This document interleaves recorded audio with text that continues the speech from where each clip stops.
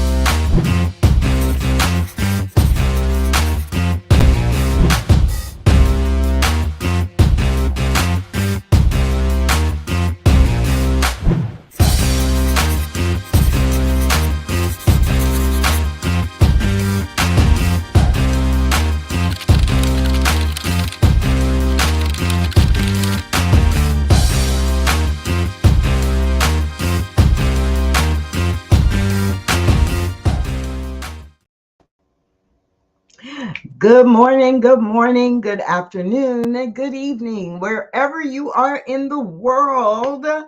Welcome to Saturday morning Science of Mind conversations and discussion and reflection and contemplation. And my name is Tracy Brown.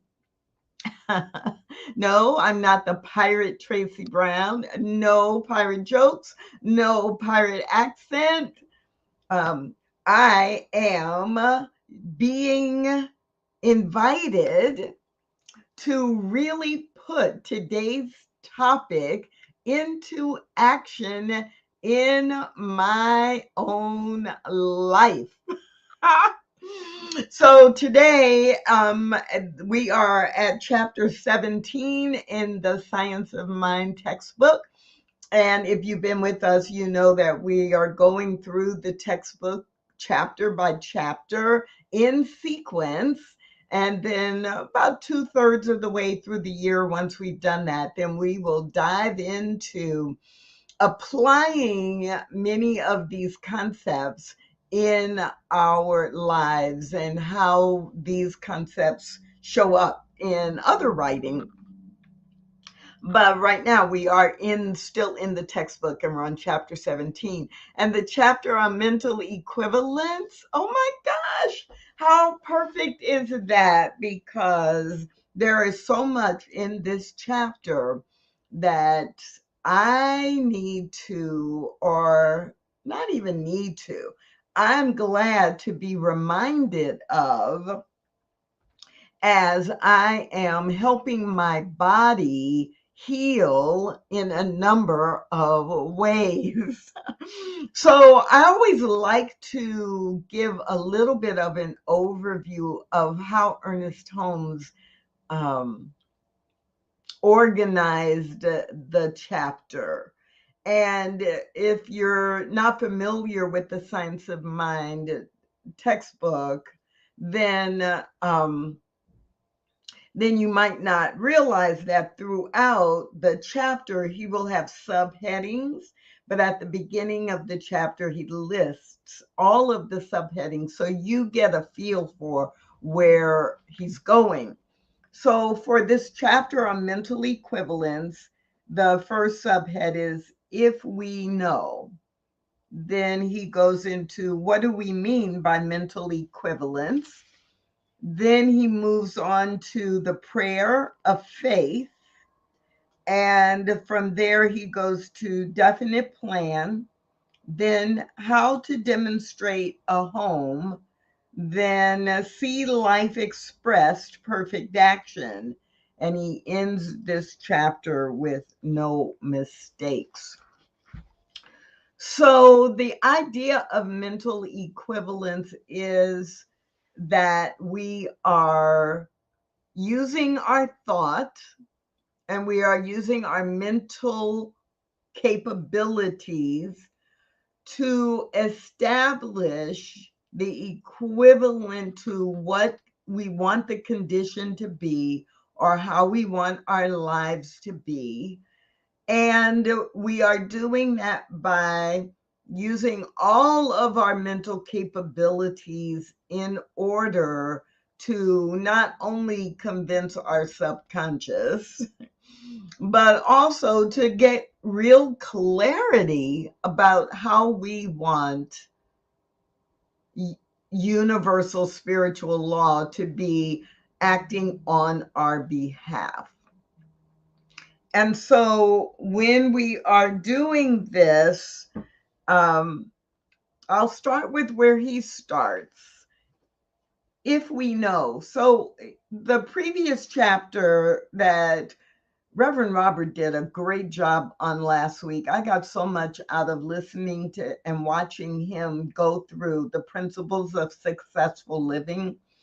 And so Ernest Holmes begins to bridge. If you're going to apply these principles of successful living and everything that he talked about or wrote about before that, then we go back to a very basic premise. Reading, quoting, if we know that the power with which we are dealing is principle and not personality, if we know and believe that capital M mind is the only actor, the cause, the effect, the substance, the intelligence, the truth, and the power, if we have a real embodiment of this, then we can demonstrate. Right? So if we know, but what I like to say is if we believe what we say we know, then that is what gives us the ability, the power to tap into the flow and to co-create shifts in our lives, in our attitudes, in our experiences.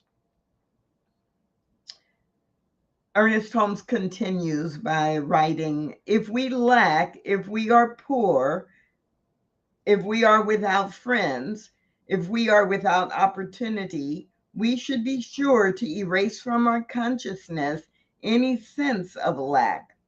We erase thought from consciousness by pouring in an opposite thought. The thought meets the other, this new thought meets the other and neutralizes its effect. It rubs it out just as we rub a chalk mark off a board. We must maintain a consistent, positive, aggressive mental attitude in the truth. Now, I really want to emphasize one line in that reading. We erase thought from consciousness by pouring in an opposite thought.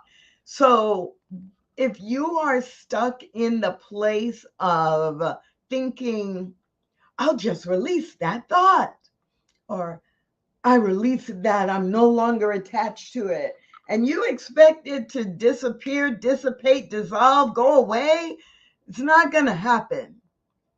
It's not going to happen. You have to replace it with the new thought. That's why we do affirmations over and over and over and over, because we are training our brain to think and believe something different. We are replacing the old thought, the old belief with a new thought, a new belief. That is what actually causes the shift. So as Ernest Holmes begins this chapter on mental equivalence, he reminds us that what our mental thinking is creating the equivalent to what it is we want to create or experience, what we want to receive, what we want to incorporate in our lives, what we want to embody. I could probably spend the next 30 minutes talking about this whole idea of we don't really magically release anything, we replace it with new thought.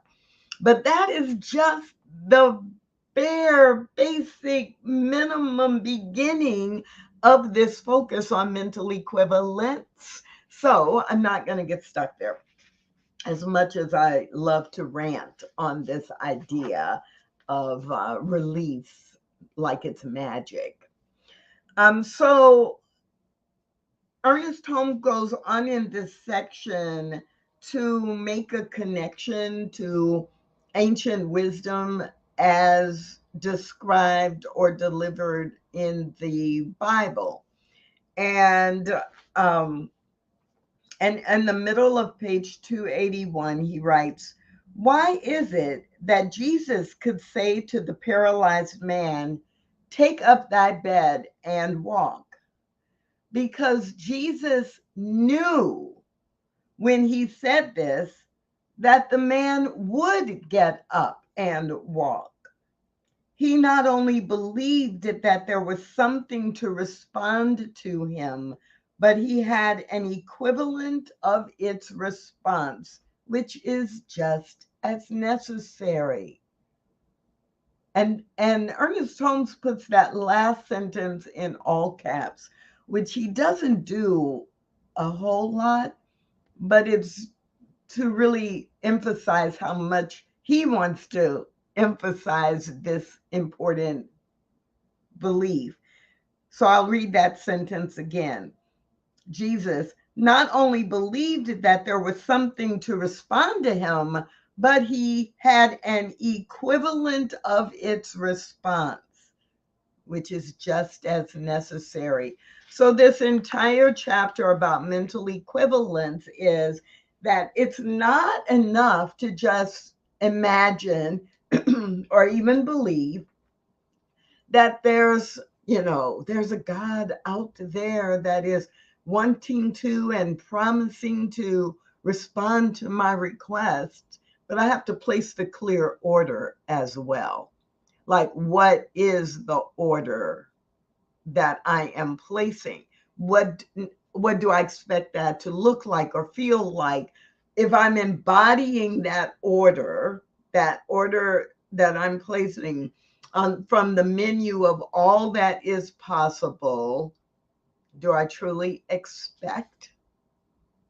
What do I truly expect to happen? Sometimes that can be very specific, using the example of Jesus saying, "Get up and walk," and the assumption, the logical assumption that Jesus clearly in mind saw this man walking. And the universe said yes. And the man believed, and the man stood up and walked. But sometimes we don't know the specific, but we still can build a mental equivalent based on the overall experience we have, or how we feel, or the kinds of people or things that would be in our environment as that prayer is answered. So don't get too caught up in, I need to know the exact color, make, model, engine size, um, all these statistics when I'm going out to buy a new car. But I do need to have a mental equivalent. I do need to know I want a new car. And as if there are specifics, I know that's great. Like I know I want a black car, and I want it to be a two-seater. I want it to be a hardtop convertible, but there may be hardtop convertibles in 5 different makes. So I got to go out and test drive them and continue to do my research, but I'm narrowing the focus. Or maybe I know I want a specific make and model, right? I want I don't know, maybe you were shopping for a car and you decide, I want a burgundy Lexus SUV. but I don't know exactly where I'm going to buy it, and I don't know the exact price. And, so I might want a Burgundy Lexus SUV with less than 40,000 miles on it, and, with that I can afford and that is safe. And sometimes we don't even know even that specific. We just know I am looking for a new car, and I now accept a new car that fits my personality and my budget perfectly. It is safe, and I feel safe when I'm driving it, and I am proud every time I get in and out of it. So then I'm describing the mental equivalent becomes my physical experience and my emotional experience with this car. So be a little careful. Some people get caught up with mental equivalent and think, oh, I want a good relationship. So I know that David and Chris have a great relationship. So I'm going to make them my mental equivalent. And I'm just going to picture David and Chris. Well, as we go through this chapter, you'll see that might be putting some limitations on you, and you might want to be more attentive to how you perceive David and Chris's relationship. What is it about their relationship? Oh, they have really proactive communication, and they are affectionate with one another. And I want to be in a relationship where my partner is attentive to me and really takes my concerns into account. Like, it's what is it about David and Chris? Because you're not going to be David and you're not going to be Chris, right? So let's keep going. And if you have some examples of how mental equivalents have worked for you, then that's great. I'm so glad that we've got Shay here this morning, and Fiona, as usual, and Wayne. It's always great to know that you are right there keeping the momentum going with your comments. And Dr. Reverend Victoria, one of our teammates on the Saturday morning Science Mind Conversation series. Welcome, welcome. So as we go through this chapter, please feel free to add your comments, your examples, and of course, your questions if you have any, in the comments, and I'll be watching for them and bringing them forward.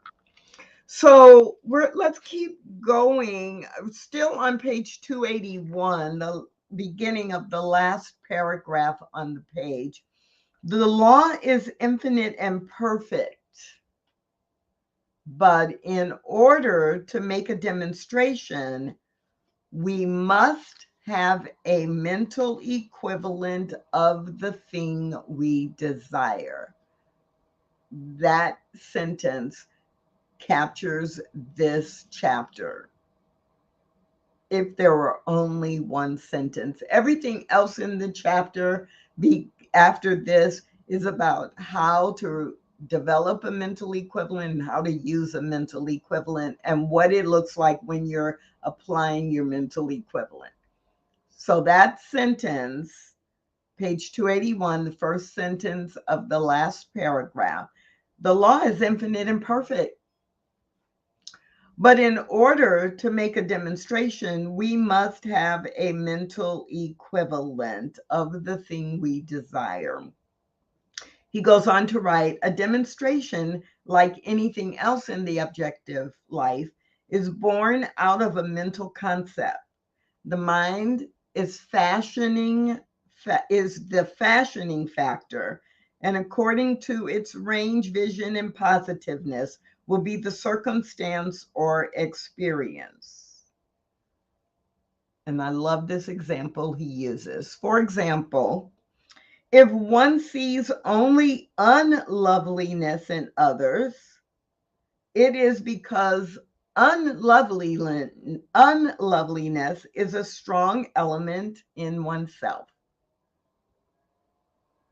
What you hold in mind, you receive in kind, right? If your mental equivalent of life is that life is unlovely, life is hard, life is cruel, people are mean, the universe is unfriendly,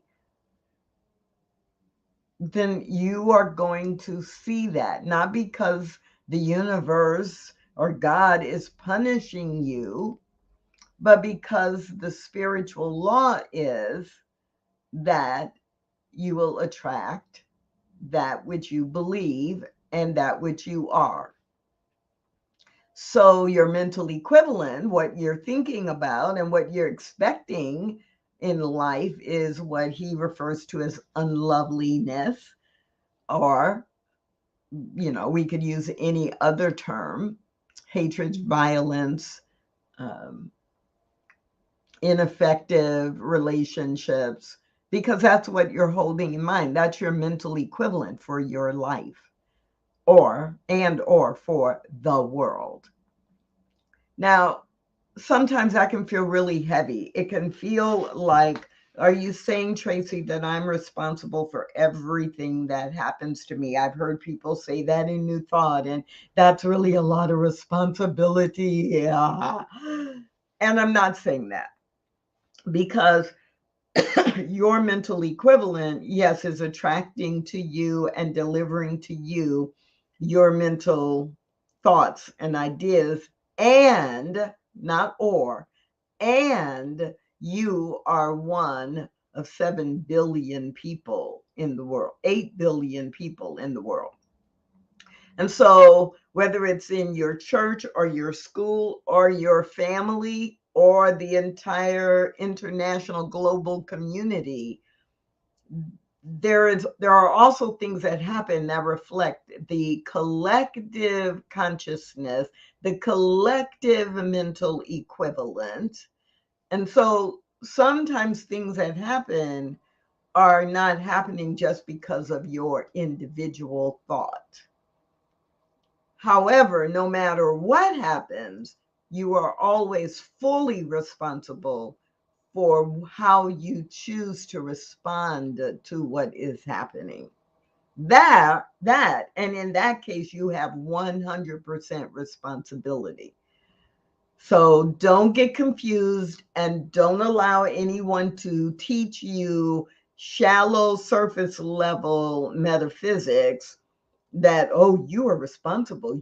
What did you do to cause that? What's in your consciousness that created that cold, right? Or what's in your consciousness that resulted in that? You may have contributed to it, and you also may be dealing with something that is manifesting because of a group consciousness or the culture that you're in and a part of.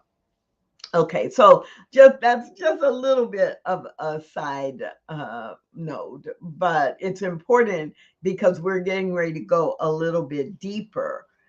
We receive that which we plant the mental equivalent for, is the basic premise of this chapter. And so it is our responsibility to be intentional and to have great clarity and consistency and frequency about what it is that we believe, what it is that we desire.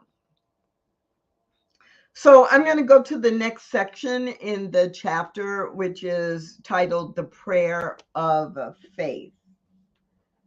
And in the second paragraph, Ernest Holmes writes, faith is the power of prayer. Now, what is faith? When you analyze faith, you find that it is a mental attitude against which there is no longer any contradiction in the mind. In other words, you believe it so much that You believe it so much or so deeply that your subconscious cannot move you away from it, that you are accepting it as the truth and there's no counter argument. That's where your faith is. Or if there is a counter argument, especially from your subconscious, that you notice it and you deny the power of that counter argument and reaffirm what you are building, growing, deepening your faith in. So, faith, Ernest Holmes says, faith is the power of prayer. And it's in caps on page 283, but this is also the definition in the glossary of faith. Faith is a mental attitude which is so convinced of its own idea, which so completely accepts it, that any contradiction is unthinkable and impossible. Before such a mental attitude can be created, there must be nothing left in the subjective state of our thought which contradicts our objective affirmation.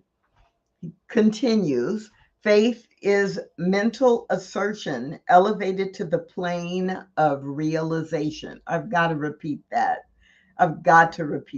Faith is mental assertion elevated to the plane of realization. It is beyond the mere quibbling or mumbling of words, for it identifies itself with reality in such a manner that reality becomes real to the believer. The invisible becomes visible to the mind and to the unseen real. This is what faith is. Faith isn't, I mean, you can say, I have faith in X, Y, or Z, but your actions are what demonstrate what you really have faith in. Right? There is no turning back. There is no turning away. Everything around you can look like it is not working, but your faith knows. For maybe you had this experience like I did during the pandemic, during the early phase of the pandemic when, you know, everything was being canceled, everything was stay at home, which that wasn't too much of an issue for me. I did a lot of work from home before the pandemic, you know, because I could use Zoom or StreamYard or, you know, Teams, or I did a lot of work with clients. So that part wasn't so different, but the fact that organizations were canceling contracts, that was a big problem. It's like, wait a minute, what about that money that was going to come in June? And what about that money that was going to come in May? And what about that project that we were going to do in September? Right? All of that was canceled. And my faith was that spirit is the supply of my good, right? My faith was that financially I would be made whole, that I would have what I needed. I didn't know how that was going to happen. And there were some really scary times, right? But what I realized was when I started to doubt, I had to go back to the mental equivalent that I truly believe.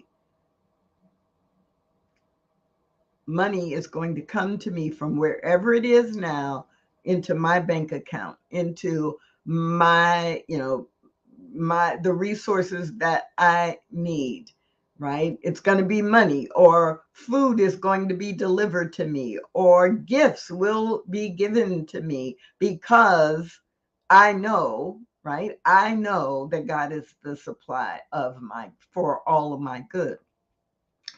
And yeah, there were times where there were days, there were moments where I was seeing that my subconscious was dealing with the physical cancel, email, cancel, email, cancel, email, cancel. We don't know when we'll reschedule. And my brain was taking in that new information and trying to adjust my life, my emotion to the new information. And I had to keep reminding myself of the true information, not the new information, but the true information of what I know and what I believe from a deeply grounded, spiritually guided life over and over, so that the new information would not become my belief. That's the work.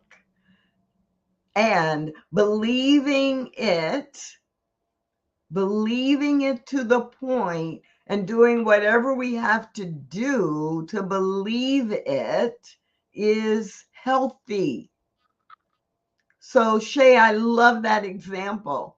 I solidify my mental equivalence with vision boards to help me remember and to stay in faith and truth. And this is especially powerful when we're creating newer mental equivalents and we're trying to really get them grounded in who we are and how we are, because we not only are thinking it, but we are seeing it. And we have images that connect in with our emotional body temple, and it builds the belief faster and it drives the belief more deeply into our being. And so it really is great. And the result of doing that is what, Wayne, you are right on it. We are using the mind of Christ. We are using our Christ mind, the Christ within us that knows what it knows like it knows it, and there is no exception. So, what does Ernest Holmes then say? He gives a reminder. This is at the top of page 285, the first full paragraph, first sentence. If the manifest universe is the outward form of thought of spirit, if it is a result of the self-knowingness of God, and if we are of like nature to the supreme mind, then it follows that in giving mental treatment, we are going through a mental process of self-knowing.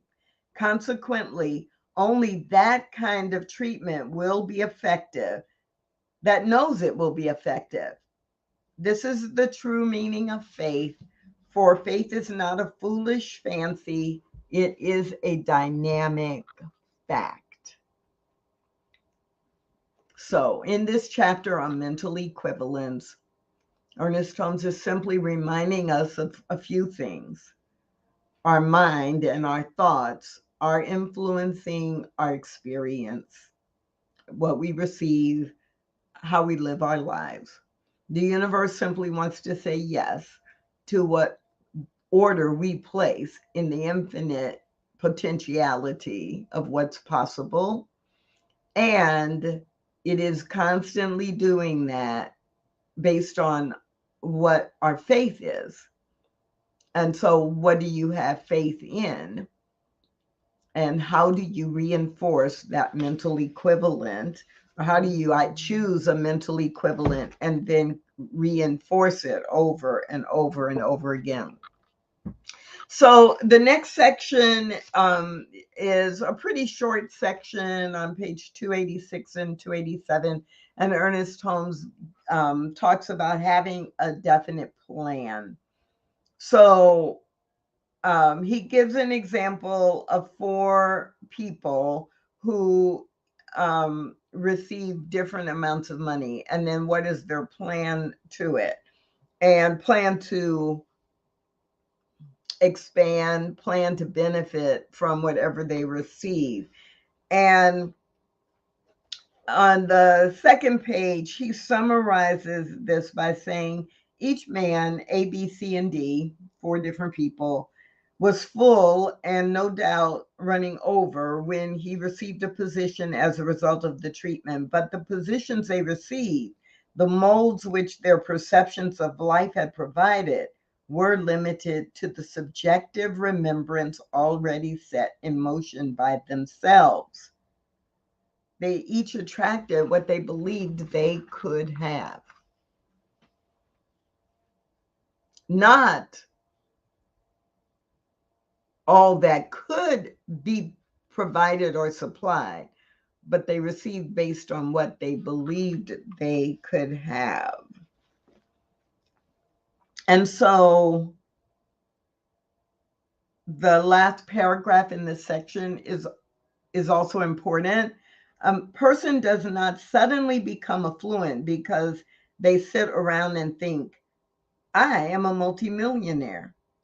But when they think affluently, they do begin to demonstrate prosperity. So if this is something that you're like, oh, I need to understand that more, then it's a short section. I encourage you to go read it and look at the actual examples. But basically, it's the reminder that not only do I have to desire something, I want to be a multimillionaire, or I am, say, use an affirmation, I am a multimillionaire.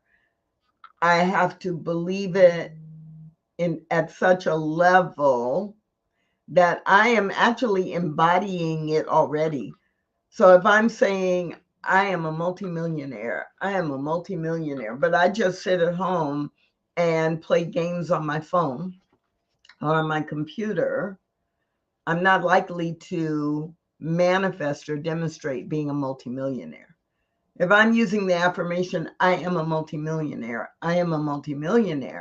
and right now I make $50,000 a year, the way I spend the $50,000, the way I invest, what am I investing in? Am I investing in my education? Am I investing in the relationships? Am I investing in learning how to manage the $50,000 I have as best I can? Am I saving a part of that to contribute to the fact that I am becoming a multimillionaire?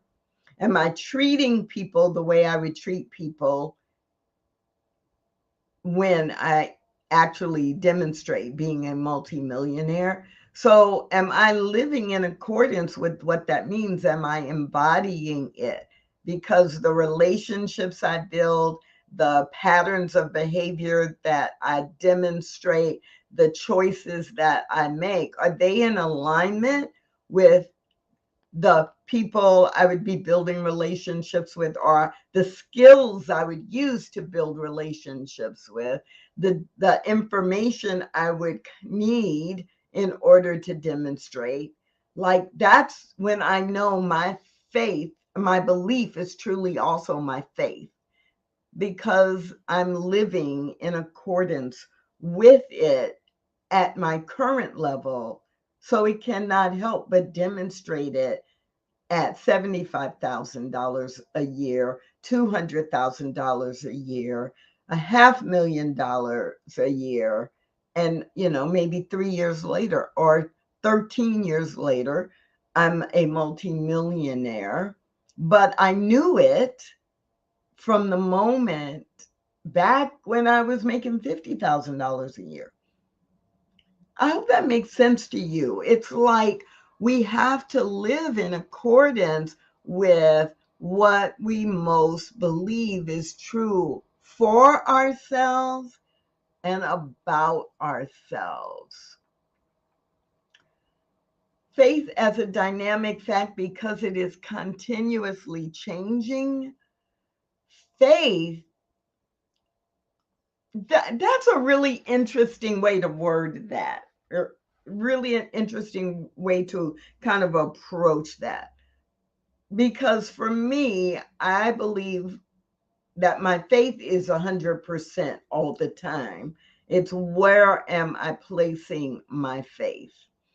And because of that, Fiona, I think what's dynamic is what I choose to pay attention to, right? And because of that, it's not so much that the demonstration of my faith may change, but the faith itself, I'm always living at 100% of my faith. Now, it may be that I am putting a lot of my faith in the fear that things won't work out.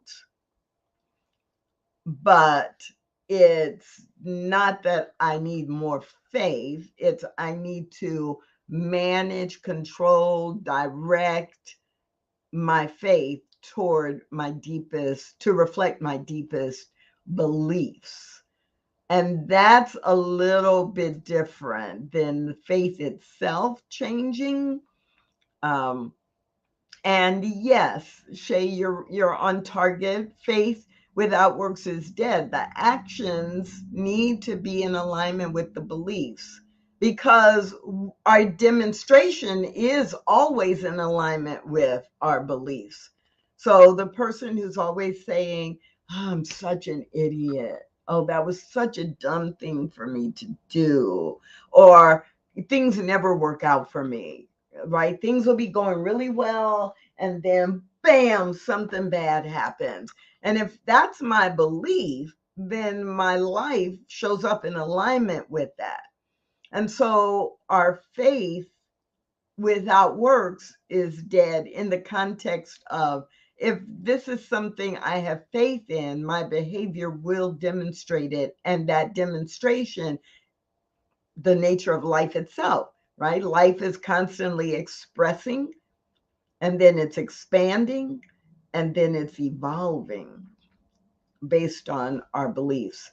And this whole chapter, Ernest Holmes just keeps going back to our mental equivalents, what we are putting in our mind, not just random thoughts, but our mental equivalent, how we picture our demonstration, or how we believe the answer to the prayer will show up, is using mental equivalence to keep our thought moving in the direction that we desire.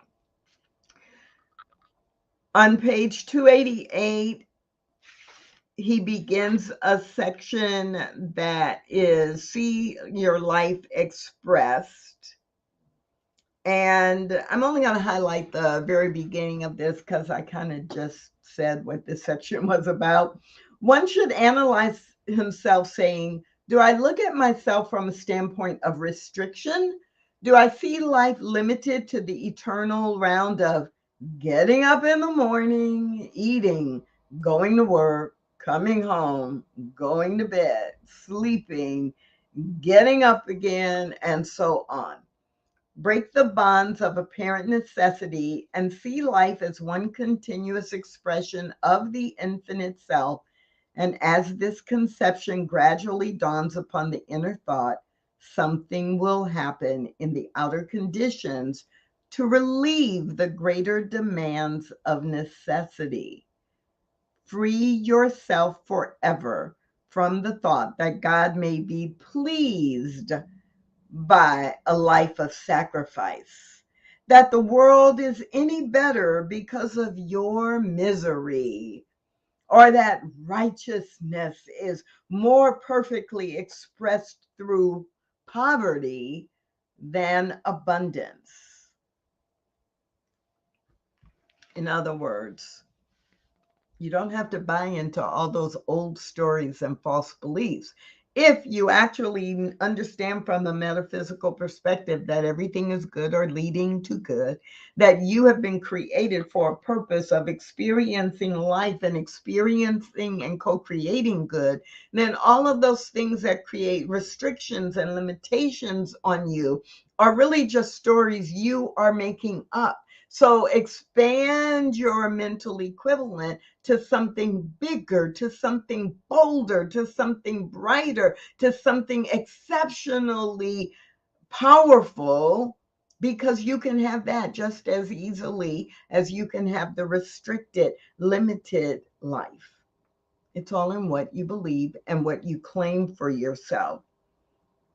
And on page 289 in the middle, in caps, he says, conceive of your word as being the thing, right? Conceive of your word as being the thing itself as being God, of being the thing you want. Your word is speaking it into truth. And then we get to one of the pages that is in my top 10 most quoted pages in the entire, 600 plus pages of the textbook, page 290. The section that begins here is perfect action, no mistakes. Perfect action, no mistakes. And in paragraph 2, Ernest Holmes writes, in mental work, we must realize that there is only one infinite mind, and it is consciously directing our destiny. I would say our demonstration, not destiny like fate you have no control over, but the next destination. I like that even more than demonstration. So it is this one infinite mind which is consciously directing our next destination. Declare every day that no mistakes have been made, none are being made, and none can be made. Declare there is one supreme intelligence which governs, guides, and guards, tells me what to do, when to act, and how to act. Having done this in perfect faith, act with perfect assurance. Declare further, everything necessary to the full and complete expression of the most boundless experience of joy is mine now. Know this, see it, feel it, and be it. Do this every day for a few minutes. We should all do this until the time comes when it is no longer necessary. When that time comes, we will know it because our demonstrations will have been made. That paragraph right there, sometimes it's the no mistakes have been made, none are being made, and none can be made. Sometimes I find myself quoting that or gifting that to people when they are beating themselves up about all the things that are going wrong or all the things they did wrong. That next part, there is one supreme intelligence which governs, guides, and guards, tells me what to do, when to act, and how to act. Sometimes I'm quoting that more so than the first, because when people are like, I'm confused. I know I want this, but I'm confused. No, you're not. No, you're not. Like, don't believe that lie. You're not confused, right? There is one supreme intelligence, and it is telling you what to do, when to do it, how to act, all of that. This is the reinforcement and the embodiment of what we claim as our mental equivalent. When we're clear about our mental equivalence, then it must happen.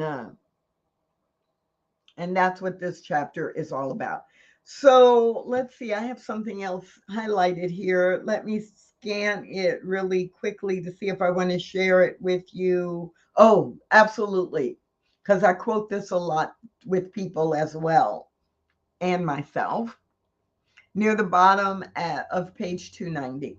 It is not that we have made no mistakes, but if the belief in the necessity of mistakes stays in the consciousness, then there is bound to be a repetition.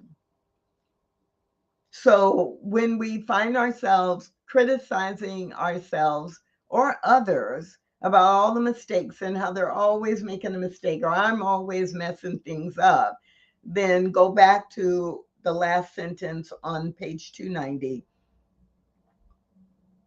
It is declared that there have been no mistakes in man's consciousness, that if there have been, they are now wiped out. There are none in the divine plan, and there is no plan for humanity other than the divine plan. I really hope that you have gotten some reminders about mental equivalence in this last 50 minutes or so. I really hope that you have been inspired to maybe go back and read this chapter again, chapter 17, if you've read it in the past and just haven't read it lately, because the power of this understanding mentally, I am directing the flow of the universe, is all bound up in mental equivalence. And near the end of this chapter on mental equivalence, there is a quote that, if you are familiar with science of mind and you have been studying it for a while, you very well may have heard or used the chant. And there are at least 3 songs I know of that use this language or a takeoff on this language as well. How you probably most often hear it is like this: there is one life, that life is God's life. God's life is perfect. God's life is my life now. Now, that's not the actual quote. That is a perfect chant because it's easy to remember and it delivers the core part of the quote. But the quote that's based on is near the end of this chapter on mental equivalence, as Ernest Holmes reminds us to recognize our own power to mentally claim the truth for our lives. On page 292, second to the last paragraph, it is not enough to say there is one life and that life is God. We must complete this statement by saying that life is my life now. So the actual Ernest Holmes quote is, there is one life, that life is God, that life is my life now. And that is chapter 17 on mental equivalence.